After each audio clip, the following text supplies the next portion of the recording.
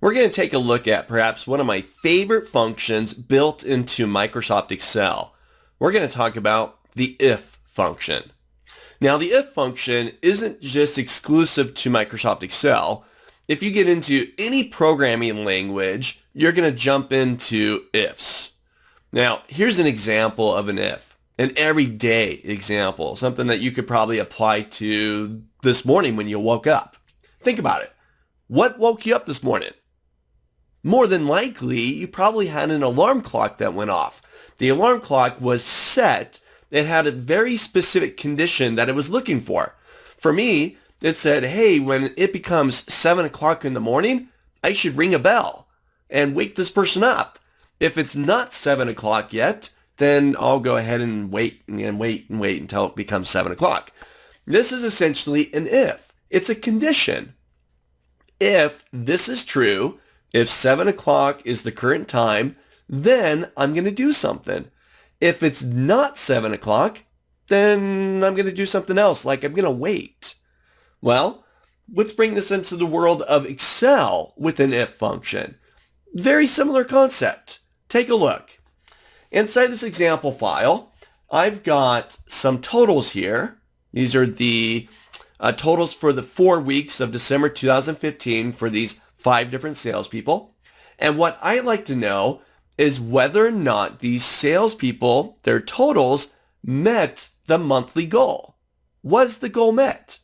Well, I want to compare these individual totals against this monthly goal total. That's an if. Well, was the goal met?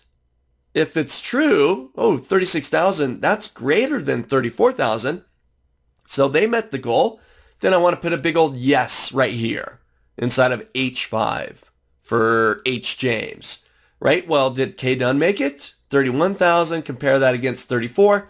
Oh, sorry, K. Dunn didn't make it, so no. Okay? These are our conditions we're looking for. If this is true, if the total is greater than this or equal to this, then do one thing. If it's not, then do something else. This is your if function. And I love this function. This is just one example here. But anytime that you're inside of Excel and you've got to make a decision based off of some condition, and you probably do this a lot, maybe you're comparing dates or you're comparing numbers against each other, whatever it is, get the if function to do it for you.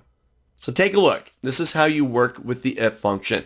Now to set this up, I'm actually going to name this I2 cell. So I'm going to select I2. I'll go up to the name box in the corner. And rather than calling it I2, I'm going to call this monthly, let's make sure I spell that right, monthly goal. And you might recall, if you took part in the earlier video, no spaces inside of your name ranges. I'll hit my enter key, make sure that it accepts that, and I've now named that I2 cell as monthly goal. All right, so I'm going to do the first one here. Was the goal met? I'm going to do it for H. James. So I'll click inside of cell H5. I'm then going to go up to my formulas tab, top of my screen. I'm going to go into the logical folder, and I'm going to find if. This opens up my functions argument window, where the if function has 3 arguments, 3 things that it needs to know in order to perform the if function. So the first thing, this is our test or our condition. This is what we're looking for. So for my logical test, I want to know if F5, I'll click in that cell, this is H. James's total. If F5 is greater than or equal to, and I'm just typing those in, I2, or what did I call it? Monthly goal.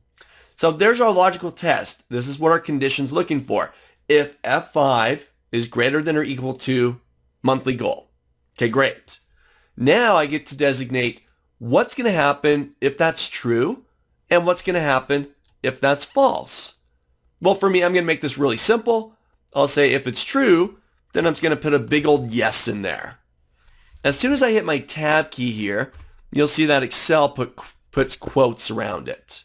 Now, if it doesn't do it, you do want to put quotes around that. It's a text value. It's expected that any text values will be surrounded by quotes. Now, that's the true part. Yes, you made it. Yay! If you didn't make it, then I'm going to say, no. What a bummer. Okay? Hit my tab key, And once again, Excel puts the quotes in there. So 3 little things. It's a super powerful function. Get a condition. What are you looking for? Well, that condition will be evaluated, and then one of 2 things will take place.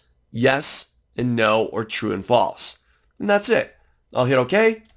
And the first person, no big surprise here, H. James made the goal. 36,000, yes, indeed, is greater than 34. Now I need to do this for the rest of them. Try this out yourself. Open up the exercise file, jump in, utilize an if to complete the option for was the goal met. Specify the condition and tell it what you want it to do, whether it's true or false.